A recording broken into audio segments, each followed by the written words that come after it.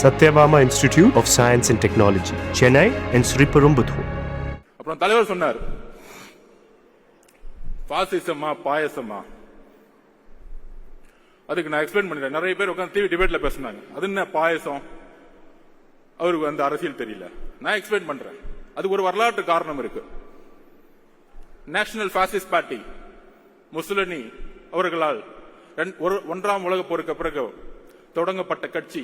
அந்த கட்சியோட குறிக்கோள் தொழிலாளர்களையும் ஏழ்மையும் ஒழித்து ஒரு அரசியல் அதிகாரத்தை மக்களால் உருவாக்குவது.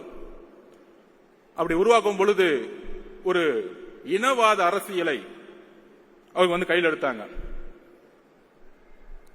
அதே இனவாத அரசியலை பிஜேபி எடுத்து தேர்தல் அரசியலை கையில் எடுக்கும் பொழுது அதற்கு தான் அதன் பெயர் பாசிசம் என்று சொன்னோம்.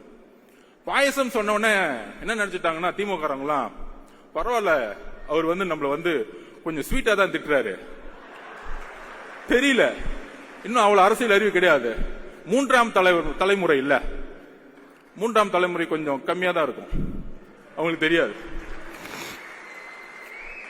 இவர்கள் எப்படின்னா பாயசம் சொல்லக்கூடாதுன்னு நாசிசம்னு சொல்லணும்.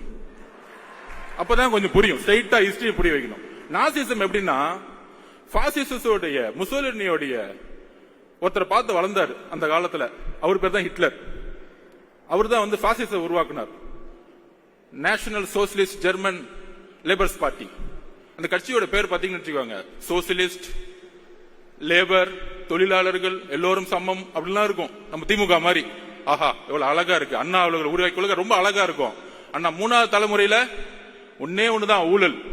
சும்மா பேருக்கு பேசிக்குவோம், ஜனநாயகமே இருக்காது. நம்ம சட்டசபையில பேசுவாங்கல்ல, நம்ம ராஜ்மோகன் அவர்களை போய் நம்ம எப்படி அவையை நடத்தினாரு, அவரை நம்ம ஸ்பீக்கர் ஆகிடலாம். சட்டசபை பாத்தீங்கன்னா எப்படி இருக்குன்னா, எதிர்கட்சி தலைவர்கள் பேசுறத காமிக்கிறதே கிடையாது. வேல்முருகன் அண்ணன் பேசினா கூட காமிக்கிறது கிடையாது. ரொம்ப ஓவரா பேசுற உட்காரு. என்னடா ஜனநாயகம்? சட்டசபையில பேசினா கூட ஒன்லி முதல்வர் பேசுவார், அங்கிருந்து பேப்பர் வரும், திடீர்னு முழங்குவார், கேமரா அவர் மட்டும் காமிக்கும். எதிர்கட்சி தலைவரை நான் கேட்கிறேன், எதிர்கட்சி தலைவர் சபையில இருக்க மாட்டாரு, வெளியே போயிருப்பாரு, அவரை பார்த்து கேட்டுட்டு இருப்பாரு. 10 மானிய கோரிக்கை ஒரே நாள் நிறைவேற்றப்படும். உங்க அப்பா கலைஞர் காலத்துல கூட அதை நிறைவேற்ற முடியல, பண்ணதில்ல. எவ்வளவு பெரிய தவறு! மானிய கோரிக்கைங்கிறது ஒவ்வொரு டிபார்ட்மெண்டோடைய ஒரு உயிர் நாடி. ஒவ்வொரு நாளும் மக்கள் எதிர்கட்சி தலைவர்களும் ஒவ்வொரு உறுப்பினர்களும் ஒவ்வொரு மானியத்தை நோக்கி கல்வி மானியம் மறந்தா உட்கார்ந்து 2 நாள் டிபேட் பண்ணுவாங்க. ஆனா இன்னைக்கு எப்படி பிஜேபியோடைய பாராளுமன்றம் நடக்குதோ அங்கேயாச்சும் லைவ் போடுறாங்க, இங்க லைவும் கிடையாது. ஆனா இங்கிருந்து எம்பிகள் போய், நம்ம அக்கா கனிமொழி அக்காலாம் போய், ஜனநாயகம் பறிக்கப்படுகிறது, ஜனநாயகம் பறிக்கப்படுங்க, பேச விடல. இங்க என்ன நடக்குது? எல்லாரையும் பேச விடுறீங்களா? எத்தனை நாள் சட்டமன்றம் நடக்குது? மக்களுடைய குரல் வலிகளை நீங்கள் சட்டசபையில நெருக்கணும்னு நினைக்கிறாங்க. அங்கதான் ஜனநாயகம் இல்ல. சட்டசபையில ஜனநாயகம் இல்லைன்னா வீதிகளில் எப்படி ஜனநாயகம் இருக்கும்? இங்க ஜனநாயகமே இல்ல. சோ நான் சொல்ல வந்தது என்னன்னா, எப்படி ஹிட்லர் முசோலினி பார்த்து வளர்ந்தாரோ அதே மாதிரி நம்மளுடைய இன்றைய திமுக, அண்ணா இருக்கும்போது திமுக வேற, கொஞ்சம் அடுத்துக்கு அப்புறம் வந்தவங்க வேற. நம்ம கலைஞர் வந்தவொடனே கொஞ்சம் குடும்ப திமுகவா மாத்தினாரு, ஒரு 10 குடும்பம் இருக்கும். இப்ப திமுக அப்படின்னா ஒரே குடும்பம், 10 குடும்பம் எல்லாம் கிடையாது, எல்லாரும் கிளம்பு, எல்லாம் ஒரே குடும்பம் தான். என் பையன், அடுத்தது இன்னொருத்தர் இருக்காரு, மருமகன், 2 பேர் தான். மித்த 10 குடும்பம். இதுதான் கலைஞர்கிட்ட இருந்தும் இன்னைக்கு இருக்கக்கூடிய முதல்வருக்கும் உள்ள வித்தியாசமே. அங்க வேணாலும் நல்ல அப்பாவா இருக்கிறார். தமிழகத்திற்கு அப்பாவாக நீங்கள் இல்லை, நீங்கள் இல்லை. கள்ளக்குறிச்சியில் 70 பேர் இறந்தாங்க. 70 பேர் இறக்கும் பொழுது நீங்கள் அங்க போகல. ஏன் போல? எதுக்கு போல? கள்ளக்குறிச்சியில் இறந்தவன ஐஏஎஸ் மாத்துறாங்க, ஐபிஎஸ் மாத்துறாங்க. ஒரு வார்டு கவுன்சிலருக்கு நம்ம ஒரு வீடு கட்டினா நிக்கிறாரு, எனக்கு ஏன்டா கமிஷன் கொடுக்க மாட்டேங்கிற வீடு கட்டுறேன்னு. அப்ப இவ்வளவு பெரிய கள்ளச்சாராயம் காய்ச்சற உங்களுக்கு அந்த துறையோட அமைச்சருக்கு ஒன்னும் தெரியாதான், அங்க இருக்க எம்எல்ஏக்கு ஒன்னும் தெரியாதான், கவுன்சிலருக்கு ஒன்னும் தெரியாதான், ஐஏஎஸ் ஆபீசர் மட்டும் சஸ்பெண்ட். என்ன ஒரு அரசியல்? விசாரணை கமிஷன் என்னாச்சு? 70 பேர் இறந்தாங்க, என்னாச்சு? எல்லாம் க்ளோஸ், ஃபைல் க்ளோஸ். தமிழக மக்கள் மறந்துடுவாங்க, நம்ம 1000 ரூபாய் கொடுத்துட்டா போதும்.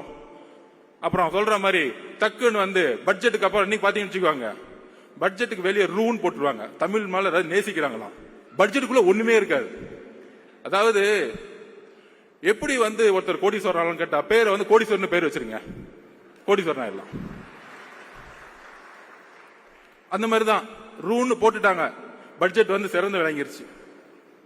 5 லட்சம் கோடி லோனு, எல்லா லோனையும் மறைச்சாச்சு, ஆனா வளர்ந்துருச்சு. சோ இந்த மாதிரி பொய் மீடியா செட்டிங்ஸ், அப்புறம் யூடியூப்ல 20 பேர் செட்டிங்ஸ், எங்க பார்த்தாலும் நம்ம திறந்தோம்னா அப்படியே அப்படியே அவங்க மட்டும்தான் தெரியும். இல்ல நடுவுல நம்ம அண்ணாமலை வந்து திடீர்னு டைவர்ட் பண்ணி விடுவார் நம்மள திட்டின உடனே. ஆனா இப்ப அவங்களுக்கு பயம் வந்துருச்சு. என்னப்பா நம்மள கொஸ்டின் கேட்கறதுக்குலாம் ஆளே கிடையாது, இத்தனை நாள் வரைக்கும் ஒருத்தர் வந்துட்டாரு, இவர் எப்படி அடக்கிறது? இவரு மக்கள் பயணத்தில் வரும் பொழுது பேரதிர்வுகளை ஏற்படுத்தும். அவர் கேட்கக்கூடிய ஒவ்வொரு கேள்வியும் மக்கள் மனசில் இருக்கக்கூடிய கேள்வி கேட்கக்கூடிய சிந்தனைகளா மாறும். இதை தான் பயப்படுறோம். அதனாலதான் தமிழக வெற்றி கழகத்தின் மீது கடுமையான எதிர்ப்புகளும், ஆளுங்கட்சி, எதிர்கட்சி, ஒன்றிய கட்சி, எல்லா கட்சி எதிரி. நீங்க யார் கூட சேர்ந்தாலும் சரி, சிங்கிளா மெஜாரிட்டியோட எங்களால ஜெயிக்க முடியும். Satyabama Institute of Science and Technology, Chennai and Sriperumbudur.